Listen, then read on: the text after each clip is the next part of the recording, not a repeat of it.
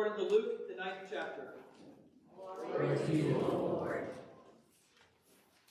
Now about 8 days after these sayings, Jesus took with him Peter and John and James and went up on a mountain to pray.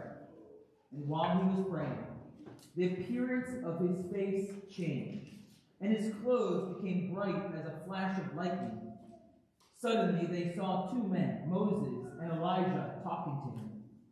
They appeared in glory and were speaking about his exodus, what she was about to fulfill in Jerusalem.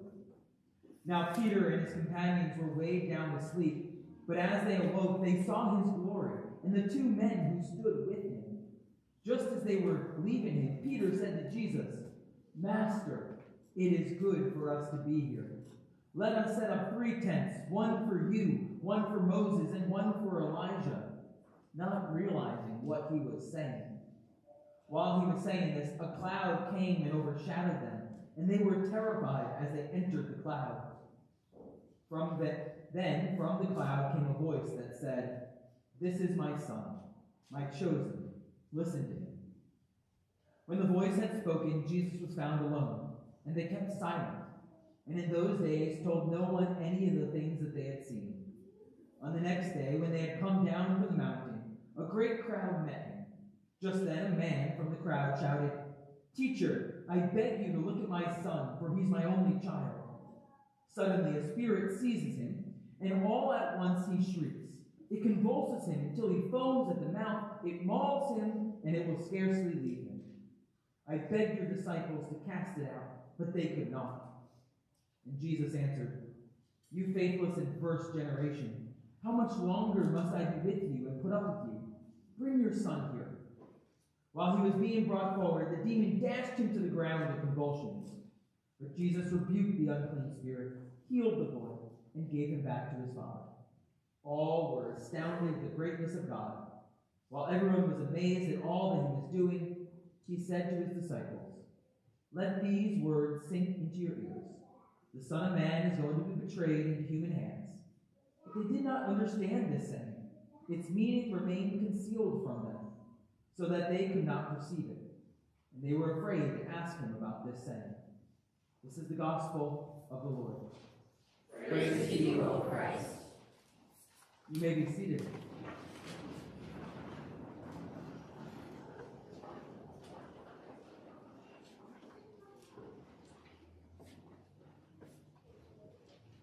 So when we read Scripture, I love to look at clues to give us more insight as to what's going on in the text. And our text starts off with a clue. It starts off by saying, 8 days later. My question when I read this often is always, well, what happened 8 days earlier? Right? Why did the author feel it was important to say 8 days later? 8 days after the conversations. What conversations? Well, if we look in Scripture, we see that 8 days earlier, Jesus and the disciples were having a conversation. And Jesus asked them, and asked Peter specifically, "Who do people say that I am?" So Peter responds, "You are the Christ, the Messiah." Peter gives the correct answer. He nails it on the head. Based on everything he has witnessed following Jesus, it was clear that Jesus must be the Messiah that they had been waiting for God to send. But as we read the entirety of Scripture, as we see from other Gospels, as we see Peter's lack of understanding on top of the mountain in today's Transfiguration text, we begin to see that while Peter had the correct answer, that Jesus was indeed the Messiah, the Christ, he didn't really fully understand what that meant, at least from Jesus' point of view.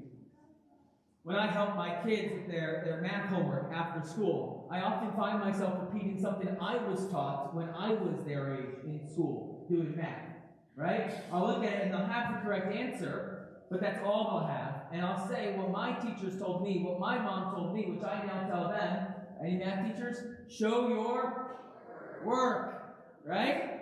I say, show your work. And they'll say, well, isn't the answer correct? I say, it doesn't matter. You still have to show your work. Right? To see if we got to the correct answer in the correct way. Peter doesn't show his work throughout Scripture. He gets to the correct answer, but he doesn't get there the right way. Because, see, here's the thing. Peter most likely held the Jewish belief that the Messiah would come to conquer, not to suffer. Jesus explained to Peter and throughout the Gospels that suffering, torture, death is all a part of what it means to be the Messiah. That's the journey we're about to go on in this season of Lent, following Jesus to the cross. That's where the gospel text goes. Once we come back down from this Transfiguration mountain, we head to another hill, Golgotha, the cross.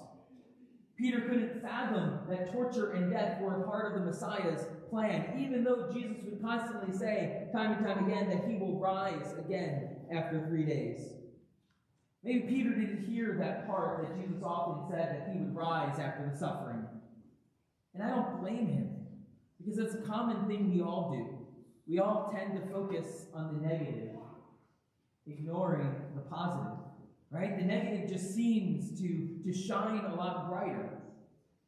When we have a bad breakup, it tells us that all relationships will end in heartbreak.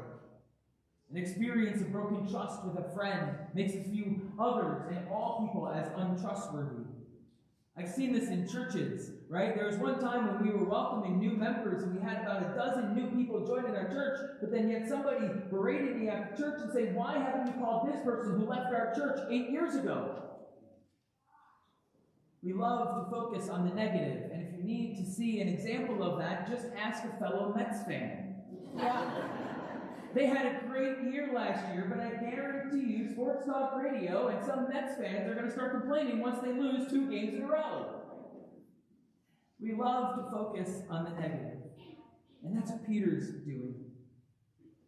He's still somewhat perplexed when he's on top of that mountain with Jesus. As he sees Jesus shine in all of his glory, transfigured before him, Peter doesn't fully understand that Jesus' mission is to come back down the mountain, to come back down into the suffering and death and pain of the world. Peter wants to stay. Stay in the midst of the glory. Build shelters up there. Do we have to leave Jesus? Well, if Peter had been listening this entire time, well, yes. Because Jesus' mission isn't about power and might through strength, but it's through suffering and pain to bring about resurrection and new life. Peter's still trying to understand that. It hasn't sunk in yet. But then something important happens on that mountain. They're surrounded by a cloud. And in the midst of that cloud, they are terrified, and a voice, similar to the voice we heard at Jesus' baptism, says, "This is my Son, my beloved. Listen to him." I quite literally remember the terror of being in the midst of a cloud. Let me share with you that experience. We had a men's group in my last congregation, and they wanted to go to visit the Air Museum in Kalamazoo, Michigan. We were in northern Indiana, right? So they wanted to take a trip together to go visit this Air Museum in Michigan. And they said, oh, we'll all travel together, but not by car. Paul and Virgil were pilots. And they said, we're going to fly you there in our plane, right? Or a few of us that could fit. They were small planes, right? Little those propeller planes, you can fit 3 people or 4 people in each plane, right? So I was up front with Paul, right? And we're flying, and in the middle of flying, Paul says, it's not a steering wheel, right? Grab the handles. And then he let go. And he's like, just keep it straight. I'm like, what are you doing, Paul? He's like, you got it. I'm right here. Right? And then he says, well, here's what you need to do. Just keep it straight on this line. And he points to the radar. He says, just keep it straight on this course. Right? I'm like, you're kidding me, right? And then we enter a cloud. And you can't see anything in front of you. Right? It's complete nothingness in front of you. And Paul just simply very calmly and nonchalantly says, just keep it straight. Just look right here at the radar, just keep it straight, and we'll be fine. Now I look on that, and my anxiety is through the roof, right? But I know Paul's in full control, right? He has to be, right? But I think back to that time, and I think about these words, listen to him in the midst of the cloud. That Jesus being this radar to point us straight when we don't know where to go or what to do. that God's calling us to just listen to the voice of Jesus. That'll be your guide when you can't see anything, when you don't know where to go, when you don't know what to do. Just listen. And for me, too, that was also listening to Paul's voice, to trust that we were on course, even if I didn't know the first thing to what I was doing. Listen to him, says the voice of God. In the midst of the cloud, in the midst of uncertainty, through all things, listen to him as we head back down that mountain into the midst of the suffering. And I think that's our invitation this Lenten season, to listen deeply. And that may mean entering a cloud, right?